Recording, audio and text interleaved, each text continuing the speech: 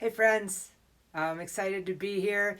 This is my first Instagram live in my basement, so work with me as I work through the process. So I'm excited to connect. I really wanted to be able to read the book and get the word out there and hopefully connect with some folks about it.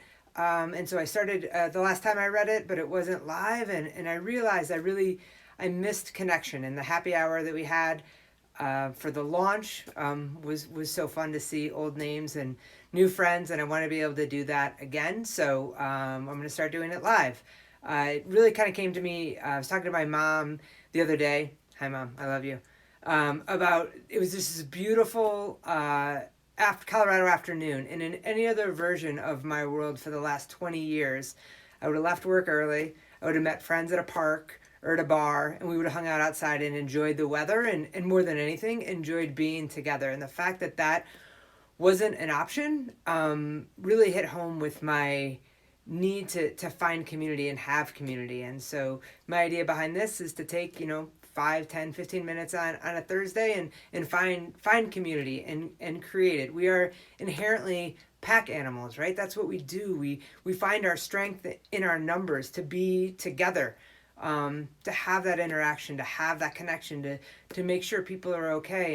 And we have to practice physical distancing. It seems, I mean, I'm no scientist, but it seems like that's working. And so we know that that greater good is more important than our individual needs. But at the same time, that doesn't mean an absence of connection.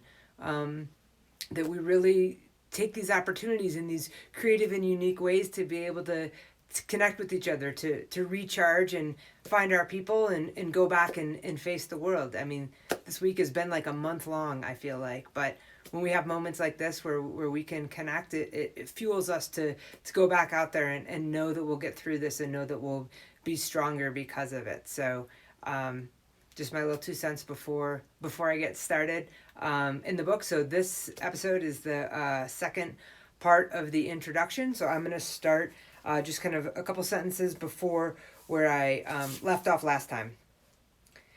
We all have the capacity to be leaders in our own way.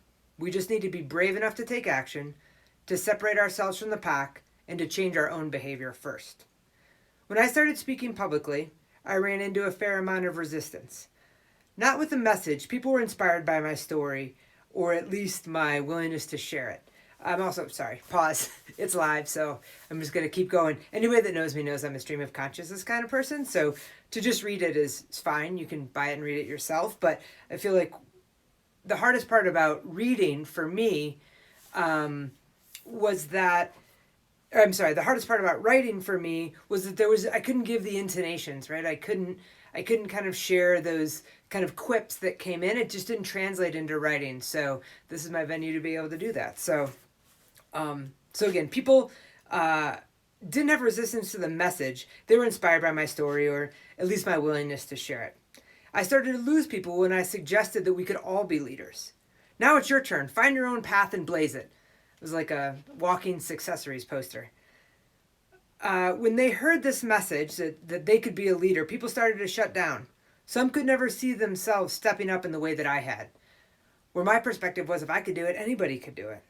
Overwhelmingly, the reason people did not believe they could fully be themselves is that they feared the repercussions and judgments that would come if they were truly authentic to their voice and their values. For the first few years, I accepted that response. To fully be ourselves in a world takes a tremendous amount of courage.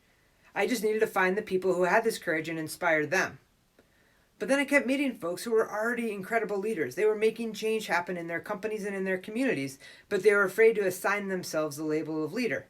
I wanted to find out what was driving all this fear. Was it something people could overcome? Could we eliminate the fear? The challenge is that as creatures of habit, we get into ruts. These ruts can be physical, emotional, or psychological. If we take the same way to work every day and mindlessly follow the route on autopilot, that is a rut. If we do the same routine at the gym every day, that is a rut.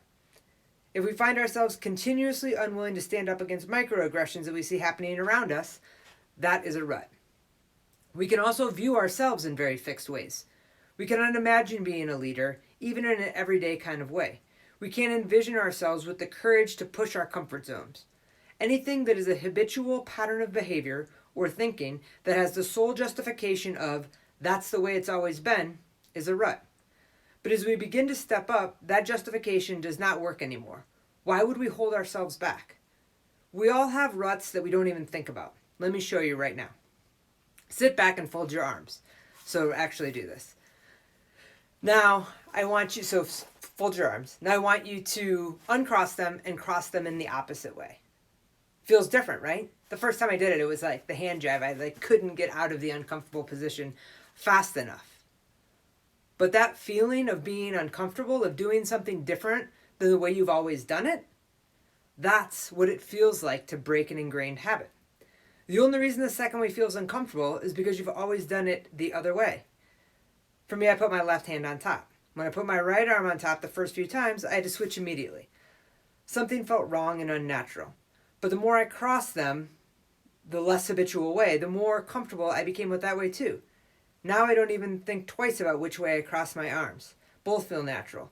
That's the beauty of our brains. They have neuroplasticity, the ability to make new pathways. We often don't try to change simply because it feels so much easier to do things as we've always done them. Doing things differently means facing the unknown. But we can change, and it can feel really good, or at least interesting. Habits can be broken. Sometimes the biggest fear holding us back is the fear that we do not have the right or the ability to hold any kind of leadership role. We second guess ourselves. Who the hell do you think you are? Why would anyone listen to you? You're just a stay-at-home mom, or a 20-year-old, or a middle manager. And anyway, your GPA was average at best, and so on. Fill in the blank. We focus on our perceived shortcomings rather than seeing our own personal experience as things that give us relatability and expertise. No one else has walked the path that you've walked. It is uniquely yours, and what you've learned along the way is important for other people to hear. We need to hear other people's stories. You're doing the world a disservice if you don't share yours. Don't think of it as, what is the world going to think of me? Think of it, how am I going to change the world? How is there somebody out there who thought they were alone, who then hears my story, here's my expertise, here's my perspective, and all of a sudden feels like they found their people. We are leaders in our own lives by how we show up in the world every day. That means how we interact at the grocery store, or at our kids' soccer game, or with our partner, or in our jobs. Leadership is not a position, but rather a disposition. It does not require a staff or a specific salary. It requires your effort, it requires your intention, it requires your heart. Everyone has the uniqueness required to become an everyday leader, because it's about the kinds of decisions we make in ordinary, and sometimes not so ordinary, situations. As we make higher choices, more intentional choices, more conscious choices, over and over again, choosing the harder right over the easier wrong, or over indifference, we make an impact every day and day after day. The side benefit of our actions is that we show the way for other people to step up into their own conscious choices and actions as well, if they so choose. So our role as leaders is not to show people the way. Poor connection. It's back, hopefully. So there is no divinity in this, right? There's no, follow me, I'll show you the way. Our only role as leaders is to use the resources that we've gained on our path to show people that there's a different way. I'm not here to teach anybody a lesson, right? We're here to help people understand that there's a different way. And if we can engage in that fundamental way, we can really make an impact, that we're inspiring through our action, not through dictate. So that's the second part of the introduction. On the next episode, we'll talk about how to use the book, how to take these tools and practice every day. That's the best part about this, that it's a practice. No one expects you to do it perfectly, and you have to change that expectation for yourself, that stepping into leadership has stumbles and trips and falls and mistakes, and that's just as valuable, if not more so, than your successes. So I'm going to look at some questions right now. Hopefully this little tripod thingy is strong enough to not make everybody nauseous. So the first comment that I wanted to respond to was, how do you use humor? Anybody that's seen my talks understands that there's some humor in that. And I think when we're talking about difficult things, you have to find the levity in it. The absurdity of situations that you find yourself in is so important, and sharing that vulnerability is critical. So how do we find the lightness even in the darkest situations? How do we look at our own ridiculousness and make that the fodder for jokes? I think that's what makes it relatable to other people is not that any of us are the expert, right? But that we're human, and that's where we learn our lessons from, right? Let's see if I can find another one.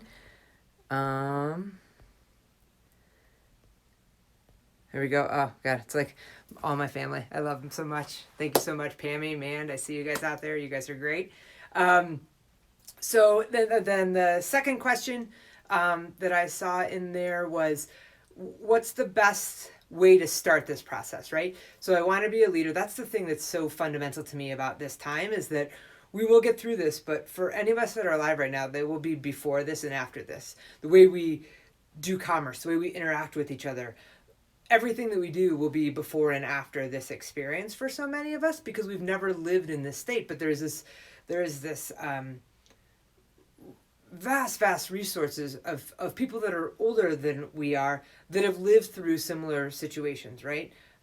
Economic downturns, what that kind of stress feels like. And so how do we use those resources moving forward? And make sure that we tap into everybody and all of their human experiences, right? Somebody that's a more senior adult, just because they can't necessarily conceptualize how telecommuting works doesn't mean that they don't have value to bring to the table because of the struggles that they have faced, right? And that resilience and endurance is something that all of us can use, right? That resourcefulness that comes from that is something that so many of us can use and learn from. So how do we tap into old ideas and new ideas, right? How do we just not write people off because we don't think they can relate without actually connecting to them? And so I think we start small, right? That we take on the responsibility that we can lead from exactly where we are, right? Some of us are on the front lines, and to those folks, we are so incredibly grateful, right? But some of us aren't. And for me, it's really hard to feel like you're sitting here doing nothing, right? But being home and being safe and staying home is doing something. And maybe you can make a donation, or maybe you can use your expertise to help people out, or maybe you just get your kid to write a thank you note on construction paper and take a picture of it and put it on your local hospital's Facebook page, right? Like how do we engage and show support that the community needs right now? How do we allow ourselves to have that impact? How do we connect with our neighbor that we don't talk to that often, but we know they might be at risk, and just make sure that they don't need anything, that there's not something we can do. And in this current environment of fear, of course, we don't want to overextend ourselves or put ourselves at risk, but there are these ways that we can connect so fundamentally with the people around us in our community and beyond, just by showing gratitude, right? Just by respecting what people are thinking. Maybe we have a hard conversation with a friend or a sibling who isn't necessarily heeding these warnings, right? And we have a conversation with them, not to just change their mind, but to understand their perspective and have a really important conversation that we're worried about them, right? That we might not say I love you, but when we connect in saying I'm worried about your safety and the decisions you're making, that's a way of conveying our love. So how do we lead from exactly where we are for the people that are around us, and for the people that will never acknowledge that we're leaders, right? For the people that will never know that we're the ones that sent the thank you, or we're the ones that sent the meal to the hospital, or that we're the ones that here where everybody's howling at 8:00 at night, right? To give our love to the healthcare workers, right? How do you be part of this from exactly where you are? That's, to me, what leadership looks like. So I think that should be it. Thank you to everybody who signed on. I'm gonna try to keep these short, but again, anybody that knows me knows that's not my strong suit either. So please be safe, stay strong, stay home. Again, if you're on the front lines, thank you for what you do, and be kind. Take it easy on yourself. We've never been through this before, so many of us, and so be kind to yourself. Take care of the people that you love. Look out for a stranger, and And until next time, oh, I didn't even raise a glass, right? It's tea this time. So sometimes it's bourbon, sometimes it's tea, sometimes it's a beer, but it's tea right now. But whatever you're having, I raise a glass to this community, and thank you for fueling me. I love you, and I'll see you next week. Thank you. And then this will be the awkward part where I don't know how to stop it. All right. Bye, y'all. Thanks. Love you. Bye.